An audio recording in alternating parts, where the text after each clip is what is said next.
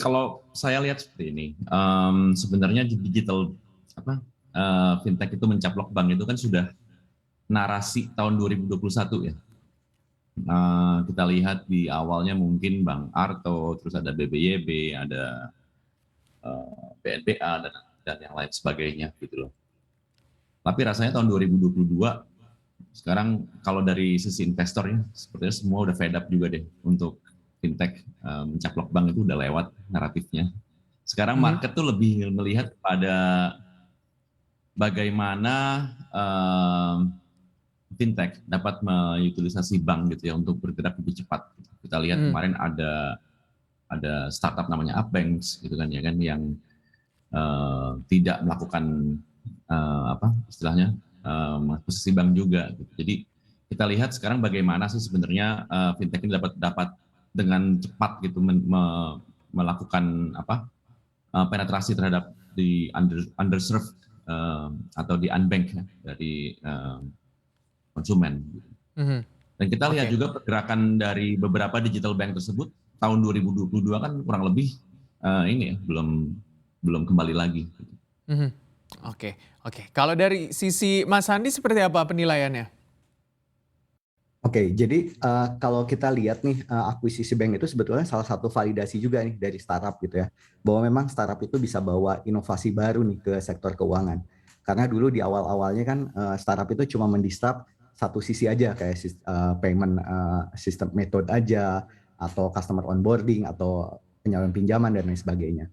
Nah, jadi si startup itu salah satu cara dia mengakuisisi bank itu untuk dapat mengakuisisi izin-izin yang diperlukan gitu kan. Jadi supaya lebih mudah nggak harus start from zero gitu. Jadi salah satu strateginya tadi acquire bank. Jadi posisi startup itu bisa lebih kuat sebagai penyedia jasa keuangan yang legal gitu kan, dan bisa berkompetisi dengan jasa keuangan konvensional lainnya. Oke, tapi kan ketika kita melihat dengan aksi startup begitu ya, Mas Hadi melakukan akuisisi terhadap bank-bank yang diakuisisi adalah bank-bank yang bisa dikatakan juga masih kecil begitu ya dengan modal intinya juga yang kecil begitu, KPBU-nya juga KPBU 2 atau KPBU 1 juga ketika kita melihat begitu untuk akuisisi dari para fintech ini. Nah, Anda melihat dengan akuisisi ini, Mas Handi, apakah ini aksi bakar uang atau mungkin akan justru berbalik arah menjadi sebuah profit? Ya, oke. Kalau kita melihat sih itu salah satu cara mudah atau cara cepat untuk mendapatkan tadi saya sampaikan lisensi gitu ya.